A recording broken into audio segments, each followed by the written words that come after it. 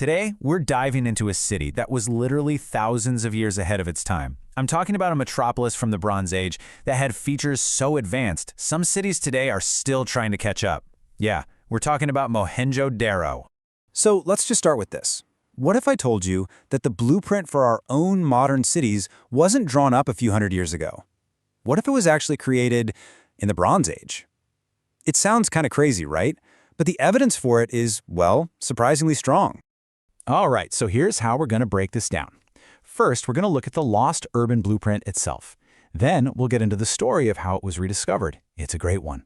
We'll explore its incredible engineering, peek into the daily lives of the people who live there, and wrap up with the unsolved mysteries and the amazing legacy it left behind.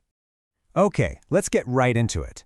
To understand Mohenjo Daro, you first have to understand the world it came from. And our story begins with one of the most ancient and frankly one of the most advanced societies on Earth, the Indus Valley Civilization.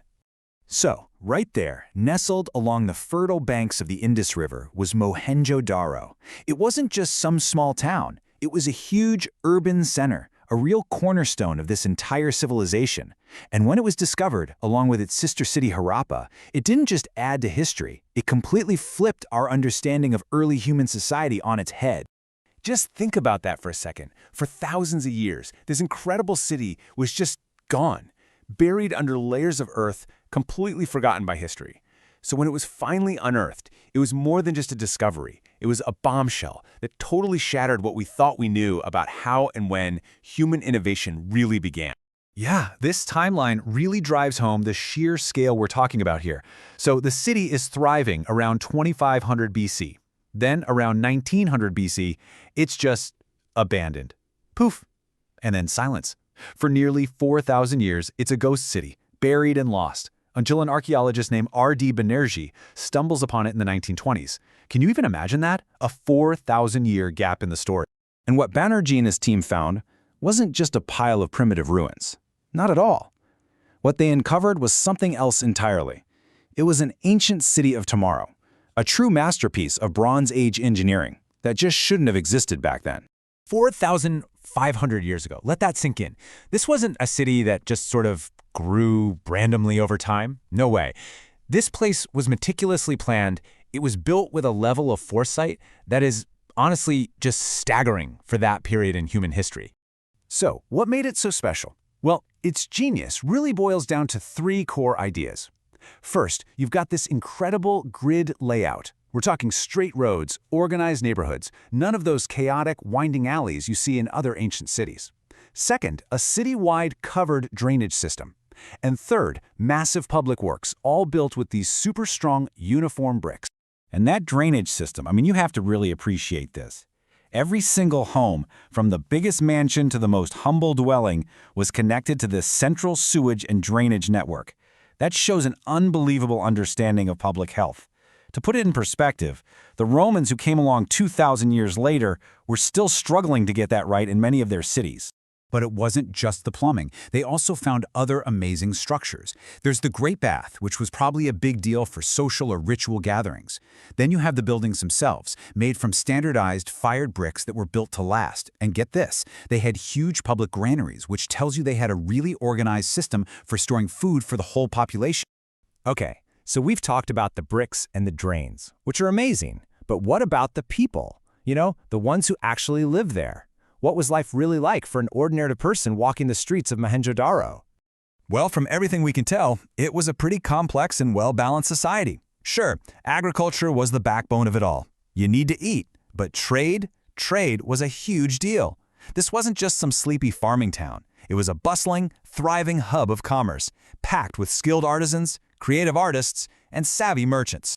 And they had a secret weapon, economically speaking: cotton. These guys were some of the first people on Earth to figure out how to grow it and weave it into fabric. Just that one innovation gave them an incredibly valuable product to trade, a product that, millennia later, would literally help shape the entire global economy. And don't think for a second they were isolated. Oh no, archaeologists have found all sorts of evidence showing they had extensive trade networks. They were connected to the other superpowers of their day. We're talking Mesopotamia, even ancient Egypt. They weren't just a lost city. They were major players on the ancient world stage. But here's the thing. For everything we do know, there's so much more that's still a complete mystery. The final chapter of this city's story is just riddled with questions, even while its legacy is, weirdly enough, all around us today. And maybe the biggest mystery of all is their writing. You see, archaeologists have found thousands of artifacts, especially these little stone seals, and they're covered in this totally unique and really complex script. But here's the catch. We can see their writing, but we have no idea what it says. We can't read a single word. The entire history of a civilization, their stories, their laws, their beliefs, it's all locked away. And even after decades of the world's best experts trying to crack it, the code remains unbroken. It is just an absolutely tantalizing puzzle. And then there's the other big question. Why did they leave? Why was this incredible city just abandoned? Well, there are a few leading theories. One idea is that the Indus River itself changed its course, basically cutting off the city's water supply. Another points to major climate change, making life too difficult. For a while, people thought they were invaded, but honestly, there's not much hard evidence for that, and it's a really debated topic. But you know what isn't a mystery? Their legacy. Because believe it or not, it's all around us. The very things we think of as the foundation of a modern city, a grid system for streets, public sewage, organized housing, these guys were doing it all 4,500 years ago. The blueprint is right there. So the story of Mohenjo Daro is just this incredible reminder of what humans are capable of, but it's also a pretty chilling lesson in how easily all of that can be lost to time. And it really makes you wonder, doesn't it? If a city this advanced could be wiped from memory for 4,000 years, what other blueprints for the future are still out there, buried right under our feet, just waiting for us to find them?